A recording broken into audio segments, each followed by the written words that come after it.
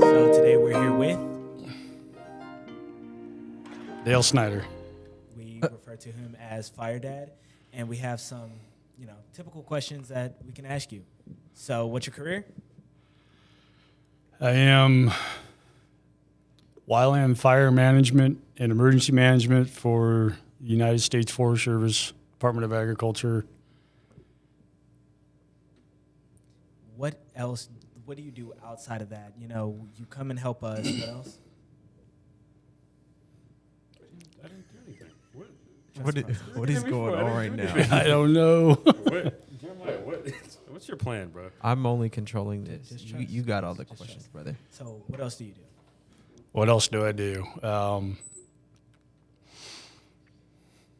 I teach for work, and then outside of work, come and help with the robotics team, Lufkin Pantherbots, and kind of help mentor kids on, I'd say, how to work around in the shop and safely use tools. Background in occupational health and safety, so teaching kids how to be OSHA safe in the shop.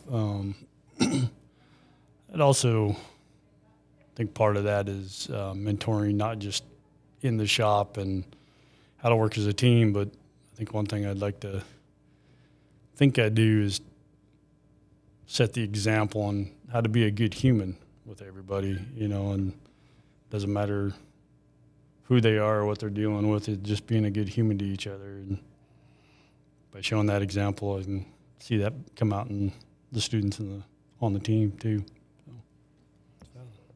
Valid, very, very important take. Fire Dad, what brought you into the world of robotics?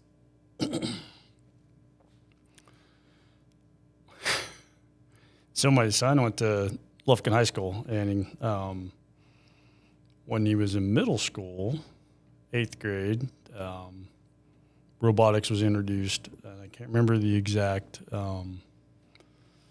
thing they were doing, but they just had a little robot and was running around on the table. And Miss Seacrest, the coach, come in one at one of the little competitions they had, and kind of introduced the high school level robotics. And I really didn't pay much attention to it, to be honest with you. I was like, oh, robots, because I'm not an engineer. I'm not a robotics guy. So I work out in the woods. So then Justin got into high school and joined the robotics team. That was in, so he graduated in 2014, so that would have been the 2011 season. 2011 was a long time ago. I'm sorry. That's crazy. So I mean, hey, it's 2025. This is a pretty long time ago. Hold on. Hey, that means he's seasoned. So 2011, Justin would come in, the son, and participate with the team, kick off. I really wasn't paying much attention to it. Robots, okay, whatever. Let him do his thing. Also, that year at work, we were extremely busy. It was a drought year, so we had a lot of unplanned fire on the landscape, and we were trying to protect the communities and all that from wildfires. And so really wasn't getting much into it in 2011. We finally got some rain. It was about the same time that the team went to their divisional competition down in Houston at the George R. Brown. And I was like, okay, Dad, come to our competition. And I'm like, hey, it'd be kind of nice, go down to Houston for a couple of days, stay in a hotel room, and, not really have any responsibility. And so we went down to the competition and,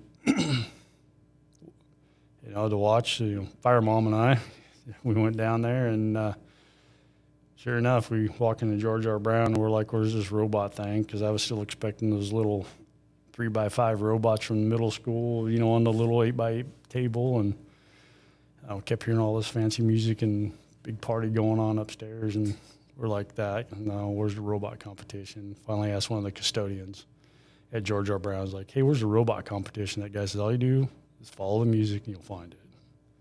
We walked in there, and it was like a dang rock concert going on. It was pretty cool. I was looking at like, okay, this is pretty impactful. I mean, this is not just a little 3x5 robot. This thing's 120 pounds moving at about 30 miles an hour. This is pretty impressive. So we found the team. We sat down with them. The Seekers kind of started explaining the game to me and what was going on. And the first match I watched, two robots collided. Battery came disconnected from one of the robots, and that robot caught on fire. Oh, and I'm Lord. like, this is cool. And I wish I would have experienced that. I would have been fired. It's a very fire dad No way pun- to no get pun pulled in. intended. Definitely. I said that would have been very fire, no pun intended. So after that, I guess 2012 is when I stepped in and really started helping out on the team, and just kind of spend more time with my own son, and then work where I can help out. And that's when I realized that I had a skill set that I could pass off to the kids, especially in the shop, because Miss Seekers and Chad were pretty much the only ones. And started out with a team of like 15 kids, and here we are now, 2005, with over 80 kids. 2025, sorry. Yeah, you missed his ear. I missed a number in there. I don't blame you. It don't feel like we're in 2025. It feels Yeah. like we're still in like year 2000. So, Fire Dad, a big question that a lot of us students on the team have really wondered is, after your son's graduation, what still brings you back to us and helps you to contribute so much of your time and energy towards the team?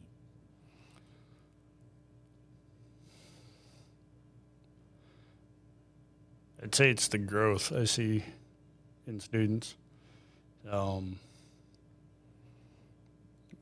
Was able to do that with my son, and by mentoring on the team with him, and really while he was on the team, I really wasn't mentoring. I was a parent helping out. And then when he graduated, then I was able to step up and actually be an official mentor and start helping out. But even in that 4 years, the 3 years I was with him on the team, and then ever since then, it's seeing the growth, not just in education, skills that people are picking up that I'm able to teach them, but maturity. And take a freshman that walks in on a team or a brand new team member that's never picked up a drill before in their life, and this is one that I always get a kick out of, and it kind of the thing that brings me back is you teach somebody a skill, and then 3 years later, they're teaching that skill to somebody else and passing that knowledge on. I think the biggest thing is having that impact in people's lives that may not have somebody to help guide them toward just show them the path. A lot of some of the kids that come through this program of the only path that they've seen in life has been, probably the dark side of the path, and showing them some good and some light. And life is not always the bad side of life. There's good in life, and seeing their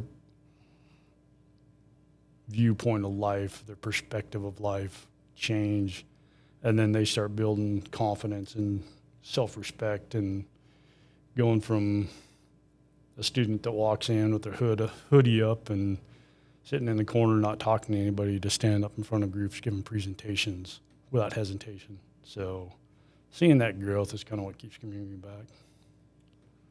Kind of reminds me of a scripture for Romans 8:18. It's a very deep scripture, basically meaning any suffering that you are suffering now will never compare to the joy that you will see in the further future. Okay. I like it. Nice. Yeah. Fire Dad, how have you grown as you've slowly become more in that leadership role on the team? Because I know even now you're growing as a person, and that's something a lot of us respect of you. Oh, I learned something. I'm not gonna say every day, but definitely learning something new each time a new student walks in. Whether they're with the team for a full season, they're with the team for 2 or 3 meetings, or they're with the team for 4 years. or like what we're seeing now is team members, alumni coming back as mentors, and 6, 7 years, 8 years with the team, 4 years as a student, and then 4 to 10 years as a mentor. I mean, I can think back to Jeff and James, one of the lead engineer mentors several years ago before he moved on.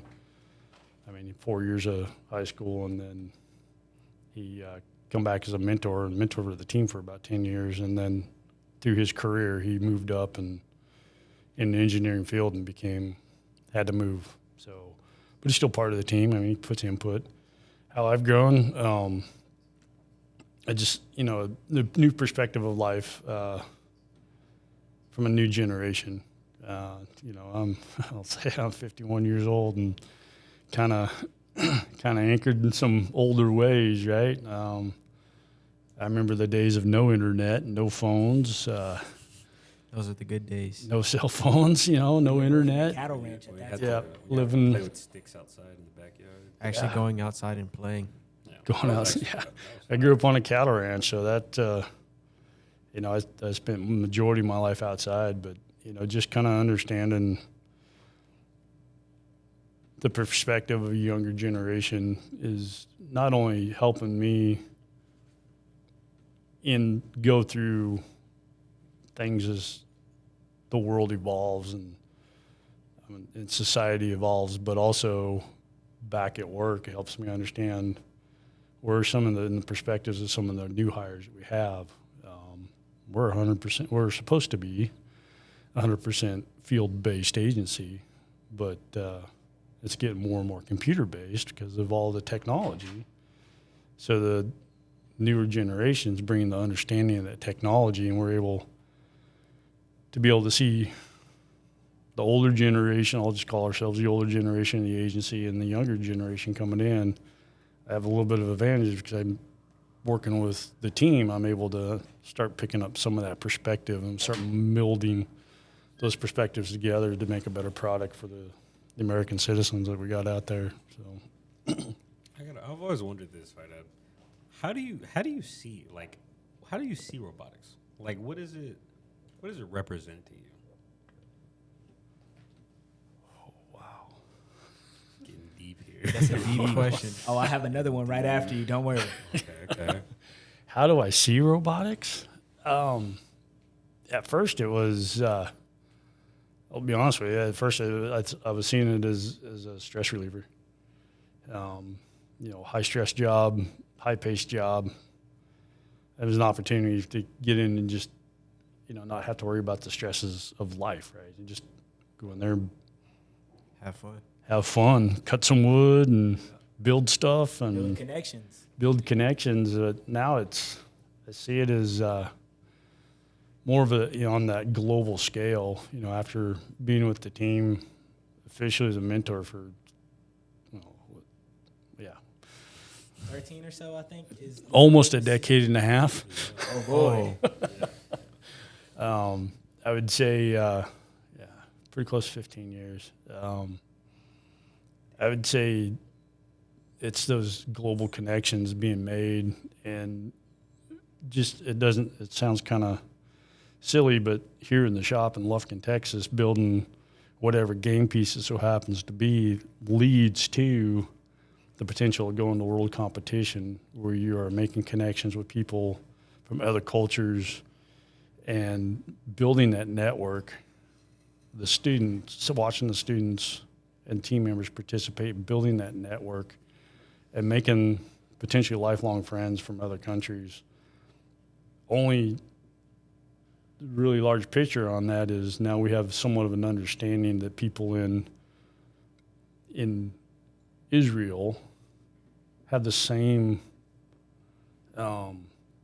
likes and interests that we do. It kind of reminds me of, the movie Band of Brothers at the end when they interviewed Shifty Powers. W movie. And Shifty Powers, I remember one of the interviews they asked him is, but his answer, I can't remember the question, but his answer to it was, that guy's the Germans, even though they were doing bad things, they were people just like me. You know, that was one thing I regretted is that guy may have been like to go hunting and fishing just like I did. So they're just like me. So it kind of building that gap, that bridge to gap that perception of, oh, they're that country, so we're not alike, but actually we really are. So Building on that and what you said earlier about trying to teach people to be better humans, how do you think can you give us your take on gracious professionalism and how you carry that into your day-to-day life?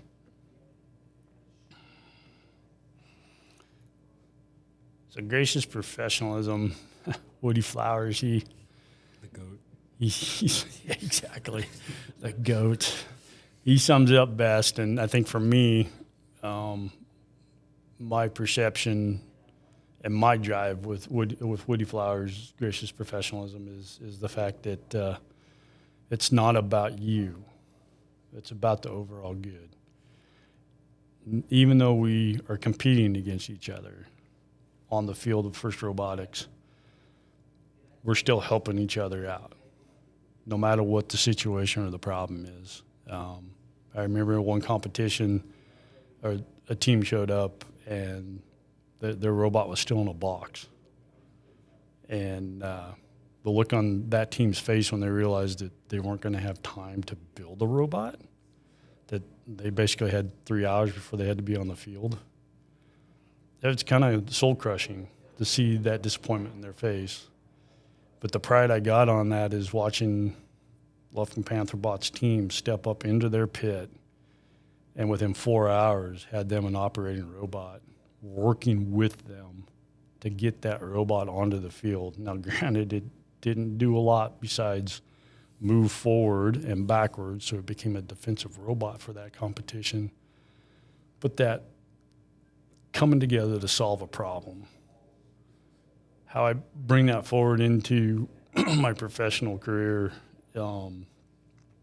especially emergency management, is we've got a problem. And with our problems, a little different than trying to have a robot. Our problems are life-threatening. Or in the response to that, could cost a life.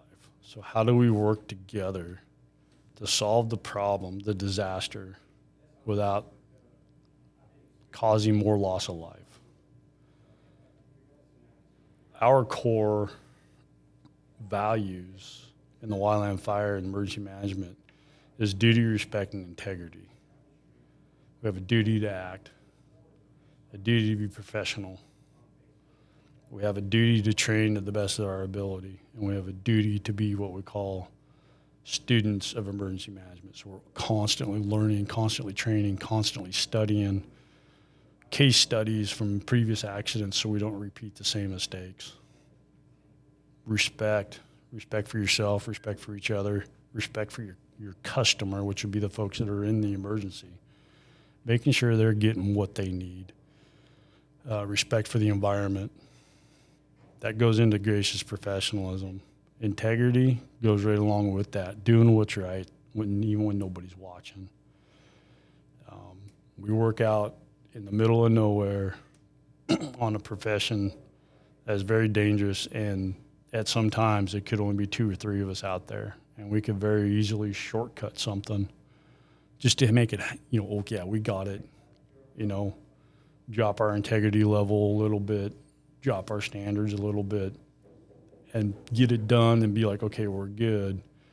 And would anybody ever know if it's out in the middle of the wilderness? No. Definitely not.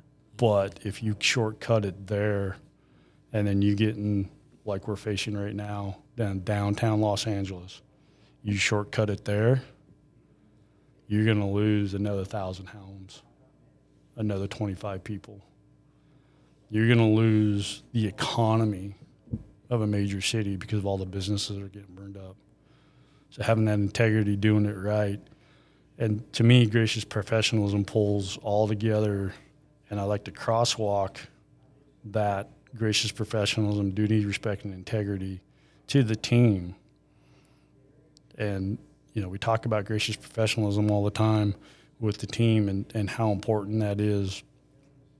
But if you actually bring that into your core value yourself, you don't really have to second guess whether you're being gracious and professional. You're just doing it. And then tying that into duty, respect, and integrity. So when they step out into the real world as students going into the jobs, they're actually able to have that instilled in their core values. And when they step into a job interview, or they're actually on the job line, whatever it so happens to be, whether it's a teacher, an engineer, a sanitation worker, emergency responder, no matter what you're going into, you got that in your core value, and you're bringing that forward. And then with those as your core value, then you start setting the example of your coworkers.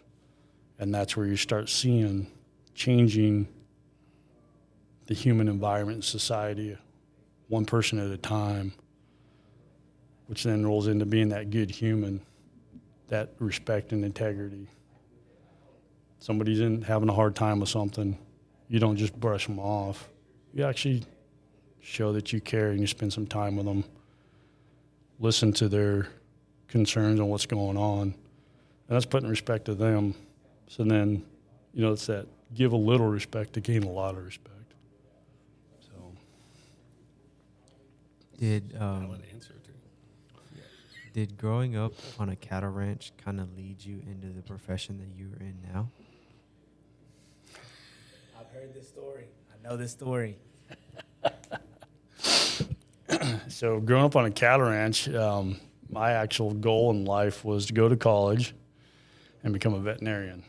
Oh, okay. So my whole goal with that was I become a veterinarian. We don't have to hire a veterinarian to come and do the stuff on the ranch, right? Because we've got to doctor the cows and horses and we were spending probably, I don't know, anywhere between, I can't remember, but back then probably $20,000 to $30,000 a year on vet cost. So, on a small family farm, family ranch, that's a lot of money. So if I can do that and then have a side business to help out the other ranchers, and then they're paying me, that was kind of my goal, right? Then I got into microbiology, and yeah, that kind of went away. So what actually got me into emergency management while I'm firefighting is I was off a bet. Oh, what? A bet. Oh, I thought you heard this, Kabram. No, I might have, but I just forgot. Dude still owes me $10. After 32 years of doing this, he still owes me $10. No name. We're gonna need those $10, please, with the inflation. Yeah, I was gonna say, we got Insurance and inflation. Yeah. And taxes.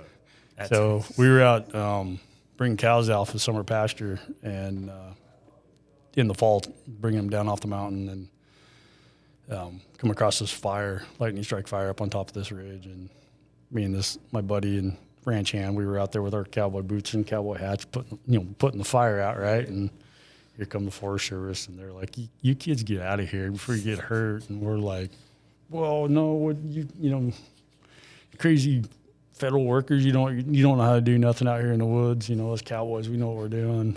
And so finally we said, "All right, cool." We jumped back on the horses and pushed the cows down a little bit further down the drainage, and we went up onto the next ridge, and we were sitting there and we were watching them. And ranch hand, my buddy looks at me and goes, "I bet you $10 you can't do that." And I'm like, "Yeah, no, I can." And so what really got me into it was the fact that we were struggling as a ranch, and we needed some money, and we had a lease with the U.S. Forest Service to graze cattle.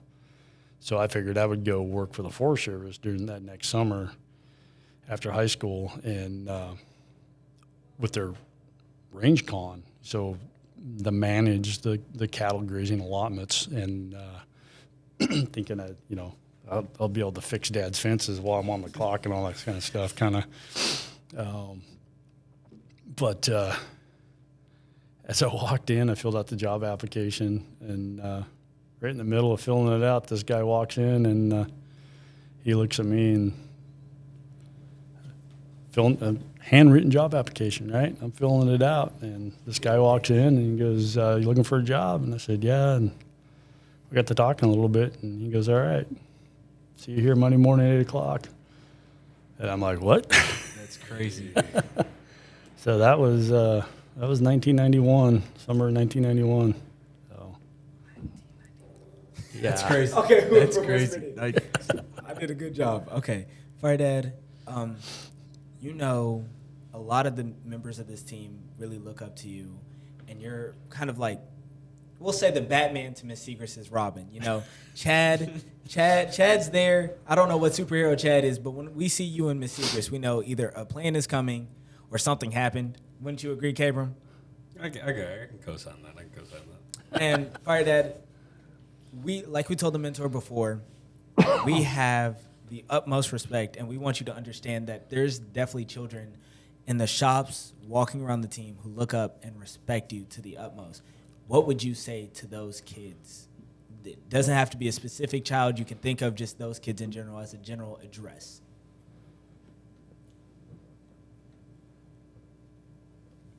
I would say what I would say to the let's just say the team as a whole. You know, first, I'm proud of where they're at. Every team member that walks through that door, their first day to whether it's day 5 or week 5 or year 4. I know I'm old. Okay. Leave me alone. I'm old. I'm proud of where they're at. I mean, just one day at there, you can start seeing growth because it's opening their minds, opening up their mind to a world that they probably had no idea was there. And to move forward with gracious professionalism, duty, respect, integrity, and no matter what, you ground your life in, unless it's a danger to you or, you know, I mean, there's some things there, right? But ground your life into being a good human. No matter what somebody's going through, just a hello, how you doing? Even if you're in a bad mood, you yourself are in a bad mood, showing some of that graciousness to somebody, you get that back, that improves your mood. And understanding what's within your control and how you react to that, but also understand what's within your influence. We have a thing in our world that's called span of control. It's what you can control. And those are your reactions to emotion, right? Reaction to the situation. Like, I cannot control my emotion. That's deep down stuff that we can't control. I can't control your reaction to your emotions, but I can control how I react. But I can influence how you react to a situation through my reaction. And I think that's one thing I'd push on is pause, think for a second, then react, because your reaction that you have control over is going to influence those around you. Typical get into the mentality of tracking. The human brain can usually track 5 to 7 activities. So you think about that span of control, your body, how it reacts, what you're doing. You can control about 5 to 7 things of your reactions or how you speak. But your sphere of influence, and we call it a sphere because it's up, down, sideways, 360, you know, those above you, those below you, those beside you. Your sphere of influence is unlimited. And just a simple thing of, hey, how you doing today? Or, dang, that was close. What did we learn? Instead of, oh, you screwed up. You know, reframing, taking that second to think about how you're framing your question to somebody really will influence not just the moment, but their day, potentially influencing their week, potentially influencing the month to that person. And if that person being influenced in a good manner, they start influencing others. So your sphere of influence starts growing. and growing and growing. So think about not our span of control or what I have control of, but think about it as your influence. Chain reactions. Yes. The rock getting dropped in a pond Oh, and the ripple. effect. Oh yeah. Ripple effect. Powerful. See, as me and Kabram have gotten to work very closely alongside Fire Dad, we've kind of learned these things from him, not even from his lectures to us, but from seeing him do it himself. And you can see it in our pit crew, our drive team, and even our stats team. They do a really good job. And I don't know if you truly understand your area of effect into where you are. Like we've realized, okay, we had a feeling that like communication was important, but then the way you capitalized on that and like really made us communicate in the pits, it just fixed everything. I don't like really know how to put into words, but it really Transformed our communication. Yeah, transform. Yeah, transform. I can work with that word. It So- simmers the problem Yeah, solving. And tension goes down. and Yeah, it's like, tensions definitely shorten, and you guys tend to work better when you're all stopping and processing every little bit of detail that goes into anything. It can better just any situation that you guys handle, really. Yeah, Something we have something that's called the fire orders, for when we're out fighting fire. And 3 of them based off communication. And 3 of the 10. Oh Lord. 3 of 10 is based off communication. Making sure you have clear and concise communication. Making sure instructions are understood and received. And communicating your status. So making sure those 3 things are going on. If you don't have one of those, if one of those 3 aren't there, the other 9 or the other 7 fire orders are going to fail as well. So if you're missing one of those fire orders, the other 9 are going to fail. And the number 1 fire order is to fight fire aggressively, having provided for firefighter safety first. So if you can't get the other 9, you're not providing for safety. And communications is key on that. And that not just goes in the pit, but, Fire Mom and I use that all the time. Although she says I'm a horrible communicator, but Yeah, I mean, definitely, and like the whole team, you definitely see it. Like we've tried to emphasize how big communication is, and that's extremely a big part because of you. And because I remember Secrets pulled us into a room with some kids, and we were talking there. She was asking us about how important communication is, and we were talking about it. And I was thinking in the back of my head, I was like, this is really like reason we know all this about communication is because of Fire Dad. And I just gotta say we appreciate you for that. We appreciate you that. thanks. Something else you do hammer onto us a lot, and I've started hammering into everything I do, is have a little bit of trust. Yeah. Definitely. Sometimes trust can get you a long way. I remember rookie year, don't know this man, 6 foot tall man just goes, Jeremiah, go ahead and hop on this table. Hop on this table. And I'm like, okay, I don't know what I'm doing. Horrified. And he goes, fall back. I fall back. He catches me. Go back. Go get back up there. I'm like, okay. He tells me to fall again. Let me drop a little bit lower. Last time, I'm not going to lie, a little bit skeptical, just a tad. But who wouldn't be? But I gave you blind trust that you were going to catch me. And that's something that I give to the best of my ability to a lot of other people I work with. Like if I'm doing school projects, I communicate with the people I'm working with, and I give trust that they're going to do what they say they're going to do. In this competition, I'm trusting everybody's ideas to try to flourish and to try to make the team as best as possible. And a whole thing that we've learned as a team in trust, communication, respect. You are one of those people on the team alongside Chad and Fire Mom and Miss Segrist who exudes those morals and responsibilities and kind of set the precedent for us to try to live up to. And especially as somebody on the leadership team, we try to take what you guys have showed us and give it outwards and spread it, especially to the rookies, to the people who have, not as good as an understanding. We try to replicate what we've seen from you guys. Cool. Yeah, you can't. If you don't have trust, you don't have anything. I mean, that's, trust somebody's going to do their job, trust that they're going to have the respect to do it right and the integrity to do it right. I mean, that's, and the trust when somebody from another team steps up and is trying to help you out, that they're not trying to be maliced. And, trust is huge, because if, it even extends to y'all's parents.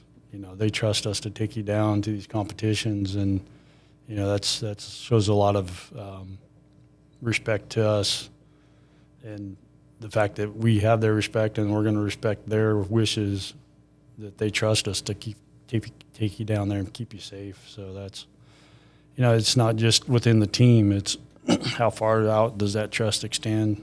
Even the school administration trusting us to take you all down to a competition, trust us to be here in the shop with you all.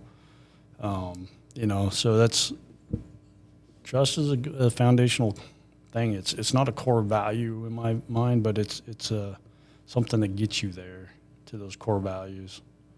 Definitely, like a fundamental that is well needed.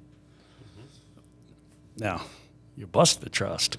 That's hard to make up. Hard to make Very up. hard. Very hard. So, Do you have any parting words for us, Fire Dad? let's go to World. Oh, well, don't worry. You'll see 2582 at Worlds, loud, proud, and especially purple. Don't forget the purple And gold. I love it. and gold. Every now and then. Coming soon. The Pantherbots at the Accents of gold. Accents. Yeah.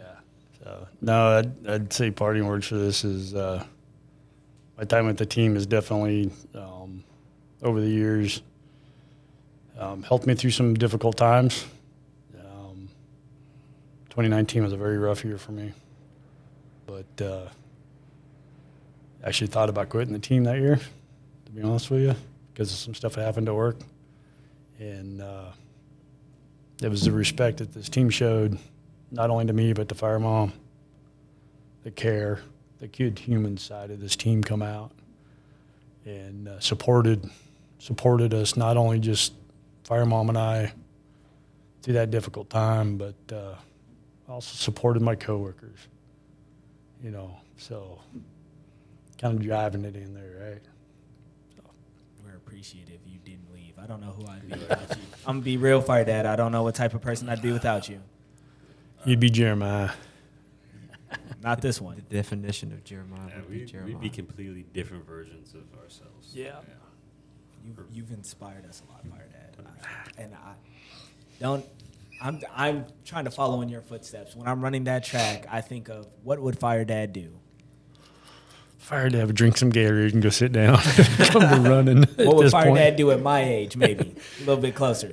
Fire Dad at your age, yeah. He would anchor in and Ride horses. Lock in, don't tweak out. Because we are talking to the three-time wrestling state champion? 3-time. 3 times. Beam's got competition. I still need my rematch, by the way. Jeremiah, I think you're going to lose that rematch. I was close the first time. I don't know if close was the word. I was. Hey, it's always close. It's always close until it's not. I mean, he was closer than we were to the sun.